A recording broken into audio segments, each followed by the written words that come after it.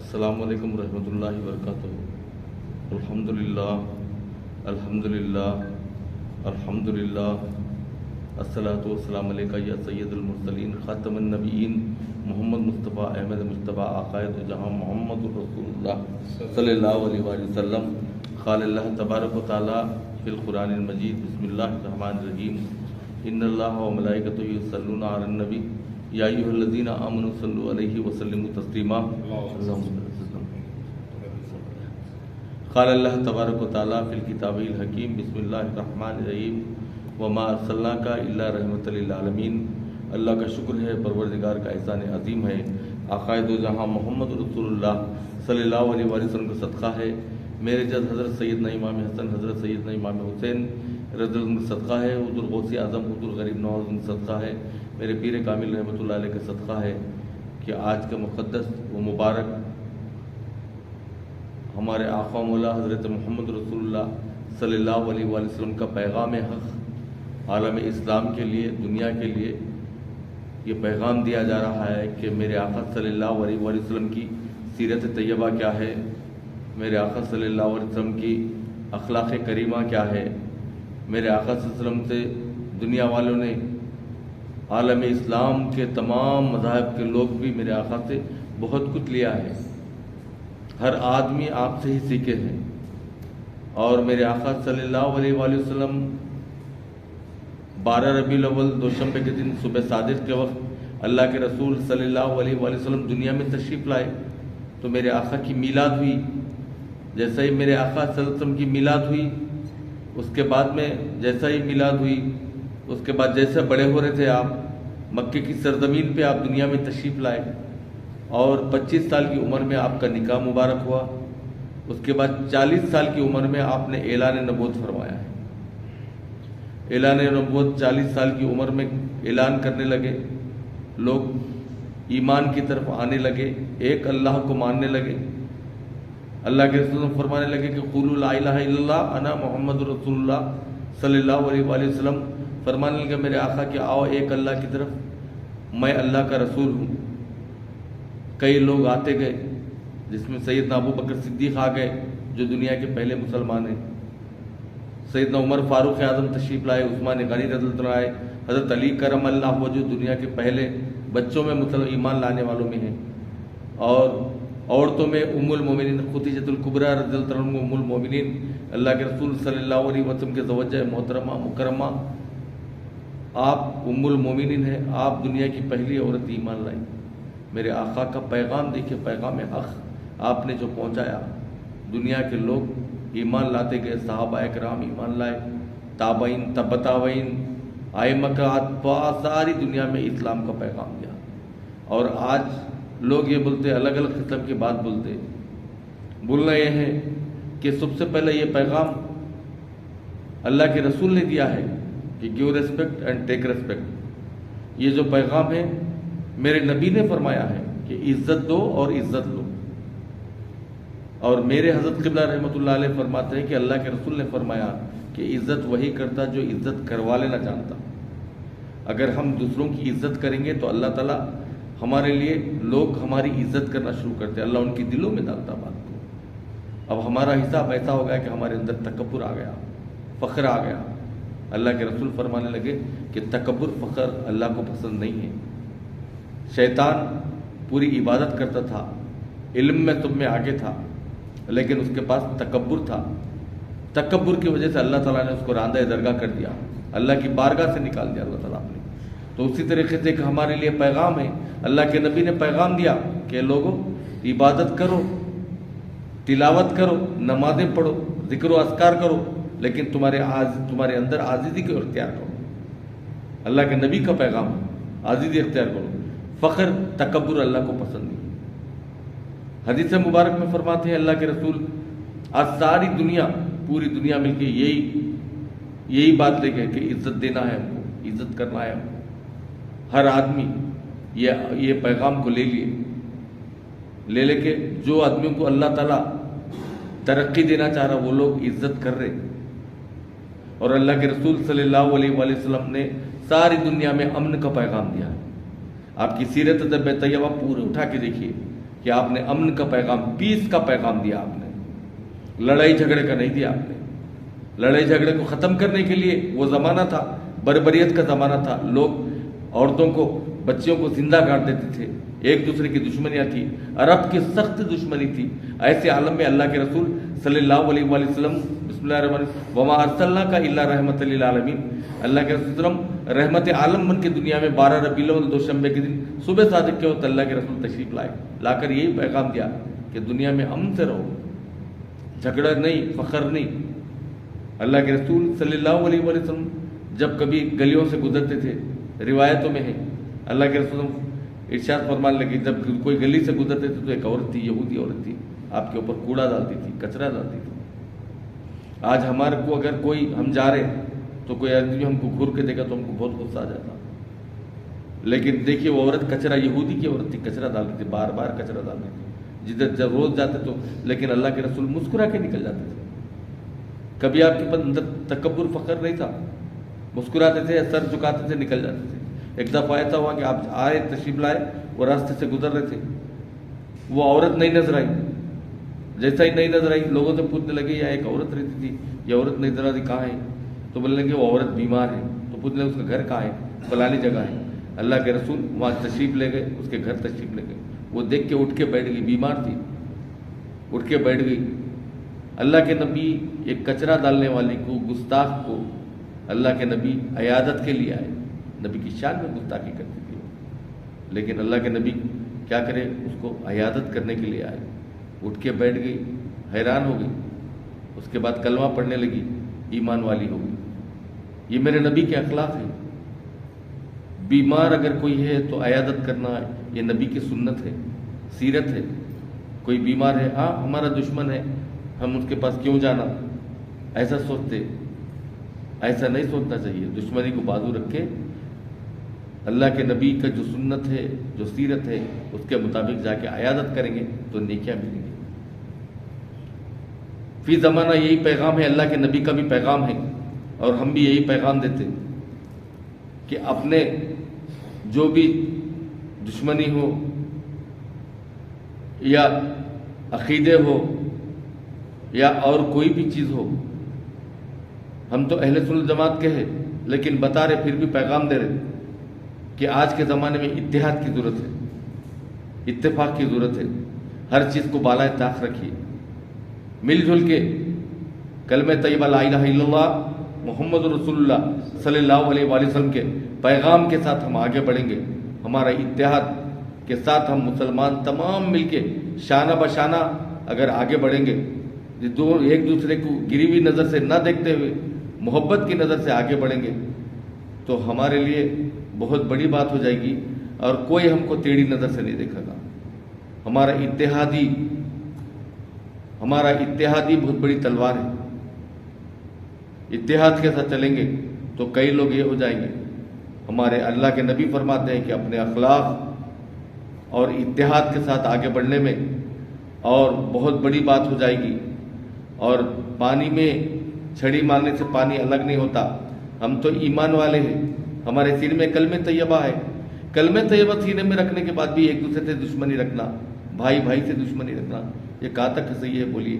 مسلمان اللہ کی عبادت کرتا ہے، اللہ کے نبی پہ محبت رکھتا ہے، اللہ کے نبی پہ درود و سلام پڑھتا ہے، وہ پکا اور بہترین مسلمان ہے۔ ایک دوسرے کے خلاف کرنا، دلوں میں قدورت رکھنا، اللہ کے نبی اس لیے آئے کہ تم دلوں کی قدورت کو دور کر دو۔ اللہ کے نبی کی سیرت میں یہ بھی بتایا گیا ہے کہ اے لوگوں، تم سلام کیا کرو اور مصافحہ کیا کرو۔ سلام کرنے سے 30 نیکی ملتی ہے۔ السلام علیکم رحمۃ اللہ وبرکاتہ، السلام علیکم کو 10 نیکیاں، رحمۃ اللہ کو 10 نیکیاں، برکاتہ کو 10 نیکیاں، 30 نیکیاں۔ جواب دینے والے کے لیے بھی 30 نیکیاں ہیں۔ کتنا پیارا مذہب ہمارا مذہب ہے، مذہب اسلام ہے۔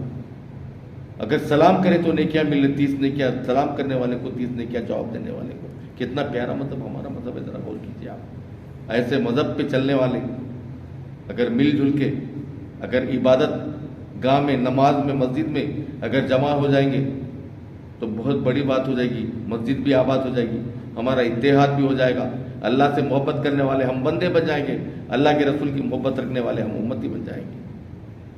عالم اسلام کو یہی پیغام ہے کہ آپ اللہ کے نبی کی سیرت یہ بتاتی ہے کہ اے لوگوں، ماں باپ کے قدموں کے نیچے جنت ہے، باپ جنت کا دروازہ ہے، ماں کے قدموں کے نیچے جنت ہے، باپ جنت کا دروازہ ہے۔ کتنا اچھا مذہب بتایا گیا ہے۔ مطلب یہ بتایا گیا کہ اللہ کے نبی فرمانے لگے اے لوگوں، ماں کی تعظیم کیا کرو، جس نے ماں کو راضی کیا اس نے اللہ کو راضی کیا، جس نے باپ کو راضی کیا اس نے اللہ کو راضی کیا۔ ذرا غور کیجیے، حدیث مبارک میں یہ بھی بتایا گیا ہے، اللہ کے رسول صلی اللہ علیہ وآلہ وسلم ارشاد فرماتے ہیں، اللہ کے نبی جب ہجرت کر کے مدینہ منورہ چلے گئے، مدینہ منورہ جانے کے بعد جب واپس مکہ معظمہ کو فتح مکہ ہوا، فتح مکہ کے ٹائم پہ جب فتح کر کے مکہ میں داخل ہوئے، سیدنا ابوبکر صدیق، حضرت بلال حبشی رضی اللہ عنہ اور عمر فاروق اعظم تمام صحابہ کے ساتھ اللہ کے رسول خصوہ نامی اونٹنی پہ بیٹھ کر آپ جب مکہ معظمہ میں داخل ہوئے تو تمام مکے کے دروازے بند ہو گئے۔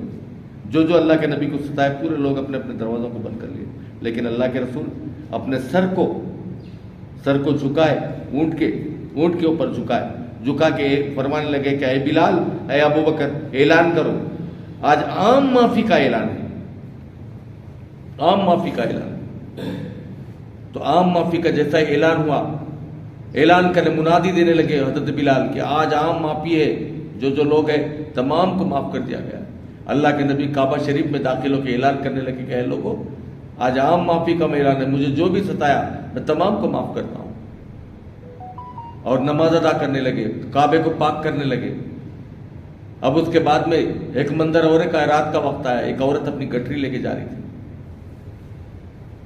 پوٹلی لے کے جا رہی تھی، ضعیف عورت تھی، اور اللہ کے رسول تشریف لے گئے، جا کے بولنے لگے کہ مائی تو کہاں جا رہی؟ تو بولنے لگے کہ وہ محمد جن کو میں نے بہت ستایا ہے وہ تشریف لائے، لہذا میں گاؤں چھوڑ کے جانا چاہ رہی ہوں۔ ذرا میرے کو پوٹلی نہیں اٹھ رہی، گٹری نہیں اٹھ رہی۔ تو اللہ کے نبی نے وہ گٹری کو اٹھا کر کھانے پہ رکھ کر لے گئے۔ پار کرنے کے بعد جب اس کو چھوڑے تو عورت پوچھنے لگے تم کون ہے جو اتنی رات کو میری مدد کو آئے؟ تو بولنے لگے تو میں وہی ہوں، محمد صلی اللہ علیہ وسلم جس کو آپ نے ستایا ہے۔ وہ دیکھ کے حیران ہو گئی، کیا نبی کے اخلاق ہے، کیا نبی کے اخلاق ہے، کیا نبی کا پیغام ہے۔ وہ عورت کلمہ پڑھ کے مسلمان ہو گئی وہ عورت۔ یہ نبی کے اخلاق کریمہ ہے۔ پیارے نبی صلی اللہ علیہ وسلم کا پیغام یہی پیغام حق ہے کہ ایک دوسرے کو معاف کرو۔ حضرت آدم علیہ السلام کا قانون تھا الحر بالحرہ، اور حضرت عیسیٰ علیہ السلام کا قانون تھا ایک اللہ دیے تو ایک اللہ کو معاف کرنے کا۔ اور جب ہمارے رسول، اللہ کے رسول تاجدار کائنات محمد رسول اللہ صلی اللہ علیہ وسلم دنیا میں تشریف لائے، انہوں نے پیغام دیا کہ وہ الحر بالحرہ کا وہ آدم علیہ السلام کا پیغام تھا، اور یہ ان کا عیسیٰ علیہ السلام کا پیغام ہے اگر کوئی ایک کلے پہ مارا تو دوسرا کلہ دو۔ لیکن اللہ کے رسول فرماتے ہیں میرا قانون یہ ہے کہ اگر کوئی مارنے آئے تو اپنے سر کو جھکا لو۔ یہ میرے آقا کی سیرت ہے۔ یہ سیرت پہ عمل کریں گے تو کتنا اچھا، ایک دوسرے کو معاف کرتے ہوئے خاندان کے جھگڑے ختم ہو جائیں گے، مسلمانوں کے جھگڑے ختم ہو جائیں گے، مل جل کے رہیں گے۔ ساری دنیا کو ایک پیغام ملے گا کہ دیکھو کہ مسلمان کتنا مل جل کے رہتے، کیسا ان کا پیغام ہے، کیا ان کی قرآن کہہ رہی ہے، کیا ان کی حدیثیں کہہ رہی ہے، کیا وہ نبی کے کتنے پیارے امتی ہے جو بتانے پر ان کی سیرت طیبہ پہ چل رہے، کیسے وہ داڑھی رکھیں۔ داڑھی رکھنا میرے آقا کی سنت ہے۔ حدیث مبارک میں جب قبر میں انسان انتقال کر گیا، اس کے چہرے پہ اس کے چہرے پہ داڑھی ہے، تو فرشتے جب ڈراتے ہوئے آگے آئیں گے تو اللہ حکم دے گا کہ اے فرشتوں میرے بندے کو مت ڈراؤ، اس لیے کہ میرے بندے کے چہرے پہ حبیب کی سنت ہے، داڑھی ہے، نرمی سے پیش آؤ۔ داڑھی رکھنا کتنی بڑی سنت ہے بتائیے آپ۔ ایسے ہمارے اخلاق، ہمارے کردار جو اللہ کے نبی نے بتایا ہے، اگر اس پہ عمل کریں گے تو بہت کامیابی ہوگی۔ پیغام حق یہی ہے، آج کا پیغام یہی ہے، اللہ کے نبی صلی اللہ علیہ وسلم کا پیغام یہی ہے کہ علم کو عام کرو، پڑھو لکھو، ڈاکٹر بنو، وکیل بنو، IAS بنو، اور اس کے ساتھ ساتھ قرآن شریف کی بھی تعلیم لو، حدیث کی بھی تعلیم لو، اللہ کے نبی کے اسوہ حسنہ کو اپنا لو۔ جو اسوہ حسنہ کو اپنا لے گا وہ کامیاب ہو جائے گا۔ اللہ کے نبی نے فرمایا ہے، سیدۃ النساء عالمین بی بی فاطمہ الزہرا رضی اللہ عنہا فرماتی ہے حضرت علی سے کہ اے علی مجھے معاف کر دو، میرا وقت آ گیا ہے، انتقال کا وقت آ گیا ہے۔ حضرت فاطمہ الزہرا بار بار معافی مانگ لے تو حضرت علی فرمانے لگے کہ میں اللہ کے نبی کی مقدس بیٹی ہے، تم سے کیا غلطی ہوتی؟ تو بولے کہ نہیں، تم میرے شوہر نامدار ہیں، آپ حسن کے ابا ہیں، مجھے معاف کر دو۔ تو اس کے بعد میں تم کو بتاؤں گی۔ جب بول لے کہ ہاں میں نے معاف کر دیا ہے، تو ابھی فاطمہ الزہرا فرمانے لگے کہ اللہ کے نبی نے بتایا ہے کہ جو کوئی بیوی اپنے شوہر مرنے سے پہلے اگر اس کا شوہر ناراض ہو گیا تو سمجھ جاؤ اللہ ناراض ہو جائے گا۔